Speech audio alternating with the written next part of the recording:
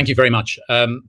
First of all, can I say it's great to share a platform with Sophie and with Ian, even if virtually. And I'm really sorry that I can't be there with you in person. I'm happy for any excuse to come to Sheffield, because as some of you might know, my son who works for Acorn is based in Sheffield. So I do spend quite a bit of time there. I'm speaking to you tonight from the constituency of Holborn and St Pancras in Camden, in London. My own MP is one Keir Starmer. And during the last election, where the night that we, and I use we not in the royal sense, but because it was the community of Camden that did it, when we launched a campaign against him in the last general election, we thought we had 6 months. The next day, it was announced that we had 6 weeks. In those 6 weeks, we managed to cut his vote by 50%.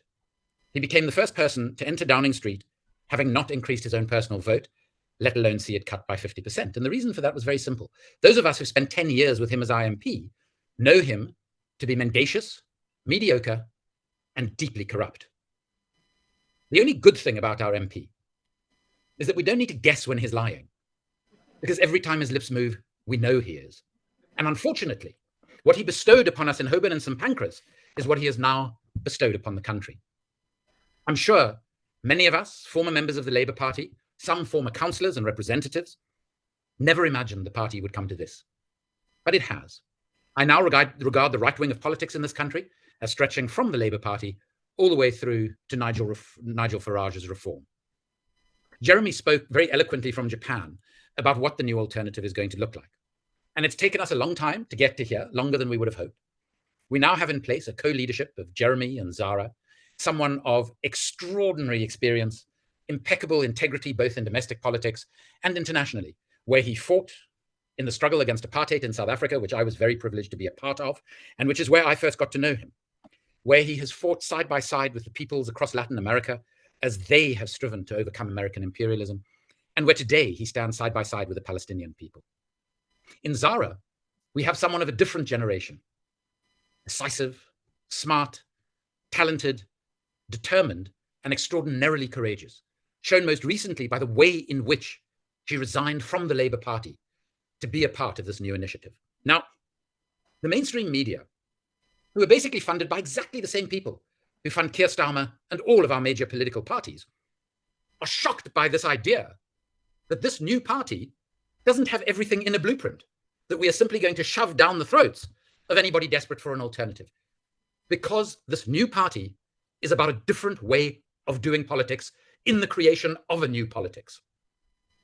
So what we have set out is that we have this co-leadership together with 4 other independent MPs in Parliament, and we will create very soon a conference organizing group who will take us to our launch conference, which, if I had to guess, and I'm afraid it is only a guess, if I had to guess at when it is most likely to occur, my guess would be on November.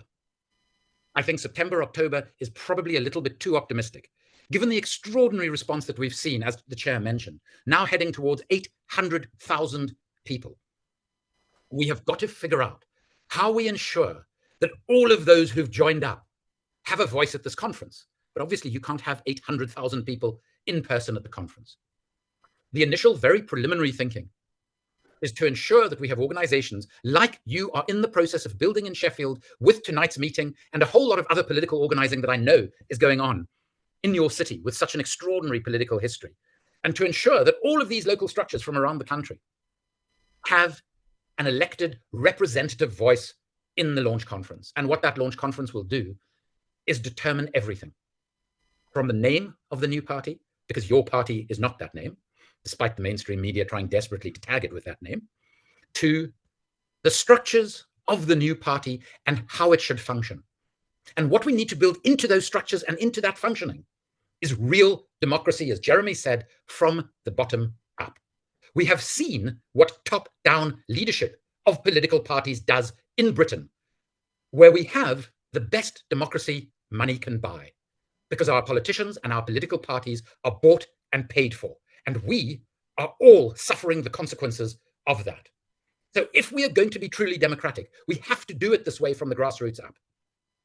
We will also decide, Jeremy has outlined the core principles, and I'm sure that almost 800,000 of us will agree with those core principles. But of course, we have to add flesh to that. We have to build a program, and we need to do that together. And then, of course, there is the issue of leadership. And that's not just about an individual or individuals. It's about the type of leadership we want in the organization and how we ensure that that organization is held accountable by the massive membership that this party already has. So I'm not coming to you with a blueprint. What I'm coming to you to say is this is all up for grabs. And what is crucial now is that you in Sheffield get organized in such a way that you are able to send a representative delegation to the launch conference that will speak on your behalf. And of course, it's not like there is going to be one view in Sheffield or in any city, town, village, or locality in the United Kingdom. And your delegation needs to be able to reflect those different views that are going to come from different localities. In Camden, in Starmer's backyard, we have launched the Camden People's Alliance, which is doing exactly what you are doing. We have a broad group of people who are running the organization, accountable to an even larger membership. And together we are both working on the community issues that confront people every single day of their very difficult lives. Because even in a borough like Camden, in central London, in the 6th richest country in the world, 40% of our children live in poverty, which is obviously completely and utterly unacceptable, especially when our own MP has decided to increase the defense budget, the amount of money that we spend primarily on our active participation in a genocide in Gaza, rather than invest in the things that we need. But Camden is a diverse area just like Sheffield is. And we need to ensure that the organizations that we build locally are broad, inclusive, and allow a plurality of views within the framework of those broad principles that Jeremy has outlined. Now, how are we going to, and this will be my final remark, how are we going to ensure that this happens successfully? The success of this is not only going to be in the organization and the logistics of that launch conference. It is as importantly going to be in the way in which we organize locally. And I really think that the principles that were set out for this meeting just before I started are the principles that we need to utilize in building ourselves locally and in ensuring we have the right sort of representation at the conference. Let's do so in a comradely spirit, where in the past we might have focused more on those things that divide us than the many, many things that unite us. Let us be inclusive. Let us try and include as many people, as many communities as we possibly can. Because the way we are going to change politics in Britain is by appealing to the broadest number of people across our country as is humanly possible to do. This is a one-off opportunity to build not just a new party, but a new politics. We cannot allow it to fail. And it's for that reason that I am so pleased that you are having this meeting as you are in Sheffield tonight. And I'm really sorry I won't be able to stay with you throughout. I have to get on to another meeting after this, as there are many of these meetings taking place right across the country at the moment. But thank you for doing this, and thank you for giving me the time to give this input.